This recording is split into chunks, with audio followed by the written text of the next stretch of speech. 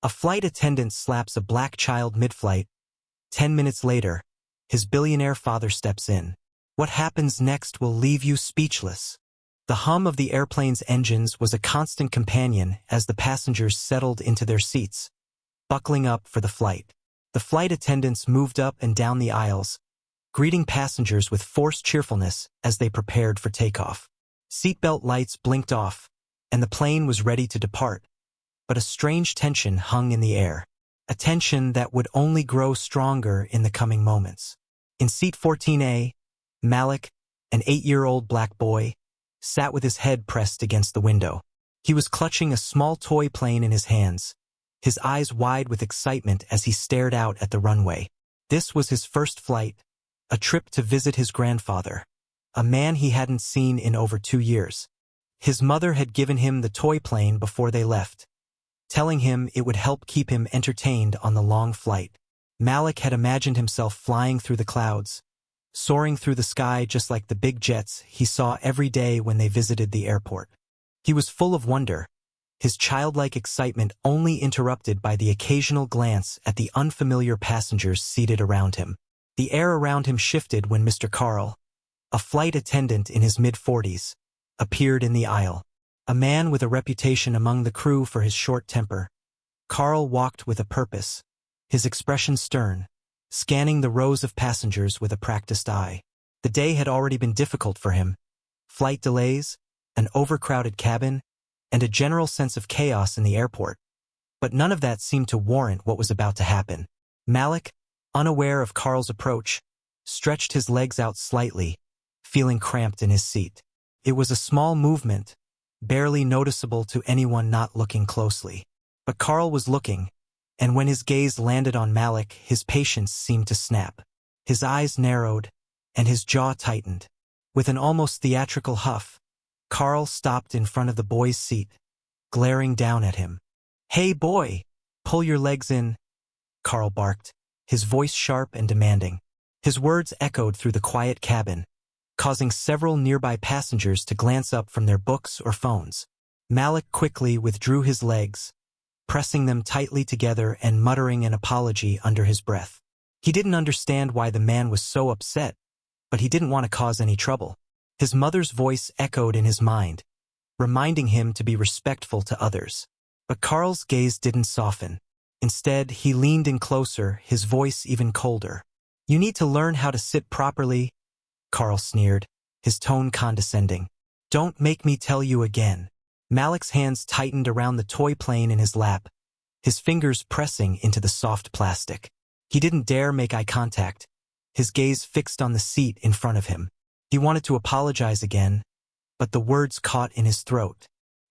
He could feel the eyes of the other passengers on him, and a strange, sinking feeling of shame settled in his chest. But Carl wasn't finished. The irritation that had been bubbling inside him all day seemed to explode in a split second. With an angry flick of his wrist, Carl swatted the toy plane from Malik's hands, sending it skittering across the aisle. Malik's eyes widened in shock as he watched the plane spin out of reach. Before he could react, Carl's hand shot out, striking him lightly across the cheek. The impact wasn't hard, but the sting was sharp enough to send a wave of humiliation flooding through Malik's body. The entire cabin went silent. The slap echoed in Malik's ears as he fought to keep his composure. His lip trembled, but he refused to cry. Instead, he reached into his pocket, his fingers shaking as he pulled out his phone. His hand was clammy, but he pressed the familiar number with practiced precision. His voice came out as a whisper, barely audible above the quiet murmur of the other passengers. "Dad, it happened," he said, his eyes flickering nervously toward Carl, who stood in the aisle, arms crossed, glaring down at him. Carl's eyes burned with irritation as he saw the phone in Malik's hands. Without a word, he raised a finger, pointing at the boy as if daring him to make another move. "Hang up," Carl ordered, his voice low and dangerous. Malik didn't argue. He simply pressed the end call button, tucking the phone back into his pocket. The sound of the plane's engines hummed louder now, almost drowning out the tension in the air. Malik sat still, his chest tight, feeling the weight of every gaze in the cabin. A few passengers exchanged looks, some unsure of what to do. Others pulled out their phones, discreetly filming the aftermath. Malik didn't care. He knew what would happen next. His father would handle it. He always did. A few moments passed before the captain was summoned to the cabin, his heavy footsteps coming from the front of the plane. The murmurs in the cabin grew louder, but they were drowned out by a sudden, unexpected noise. The sound of an engine roaring to life outside the plane. The gate doors, which had been shut moments earlier, suddenly swung open with a loud hiss, surprising everyone on board. It was highly unusual for the doors to reopen once they had been locked, but no one questioned it. Instead, the passengers' attention shifted to the tarmac outside, where the unmistakable screech of tires on asphalt echoed through the air. A black SUV had just come to an abrupt stop at the base of the stairs leading up to the aircraft. It was a bold, reckless move, one that ignored every rule of airport protocol. The driver's side door slammed open, and a tall figure in an expensive black suit emerged, his sunglasses hiding the intensity in his eyes. This man moved with an air of command, a quiet confidence that radiated from every step he took. His phone was pressed firmly to his ear, his movements calm but purposeful, and it was clear that he was not someone to be trifled with. He didn't glance at the security personnel who stood, frozen, unsure of how to respond. Instead, his eyes were fixed on the stairs leading up to the plane, his pace steady as he moved closer. Inside the cabin, whispers began to spread like wildfire. Some passengers speculated about the man's identity, but all of them seemed to agree on one thing. This was no ordinary individual. No one could have guessed the truth. The figure in the suit wasn't just a wealthy businessman or an influential figure on a casual flight. He was Malik's father, Marcus Ellington, one of the wealthiest, most powerful entrepreneurs in the country. And he had arrived to take control of a situation no one, not even the flight attendants, could have foreseen. The plane's atmosphere shifted the moment Marcus Ellington entered. It wasn't just the sudden hush that followed his footsteps, or the way the flight attendants froze at the sight of him. It was the electric tension that seemed to flood the cabin as his presence took over, as though the very air had thickened with authority. Marcus moved swiftly, with a purpose that left no room for anyone to intervene. His black suit, sharp and tailored, contrasted with the otherwise mundane setting of the aircraft. His sunglasses, though no longer needed indoors, added to the aura of command he carried so effortlessly. He wasn't just a passenger. He was someone who demanded attention. Behind him, his security team moved like shadows, blending seamlessly into the crowd, yet somehow standing out. Their eyes scanned the area, vigilant and unflinching, ensuring that no one dared to approach Marcus without his permission. It was a quiet menace, a warning without words.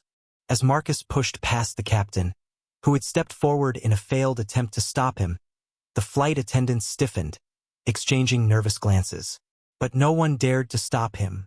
The realization of who he was struck them all at once. This was not just a billionaire businessman. This was Marcus Ellington, the man whose name appeared in the business section of every major newspaper, the man whose investments touched almost every major industry in the country. And now it seemed he was Malik's father. Marcus's eyes found his son immediately. Malik had been sitting motionless, the tears from earlier now dried on his cheeks.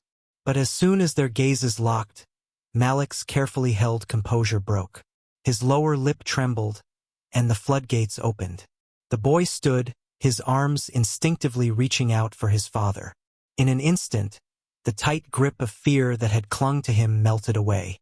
He ran into Marcus's embrace, his body shuddering with the release of the anxiety and pain he'd held inside. The businessman bent down, wrapping his arms around Malik with a tenderness that betrayed the hard exterior he often showed to the world. Marcus held his son tightly, his expression softening for the briefest of moments.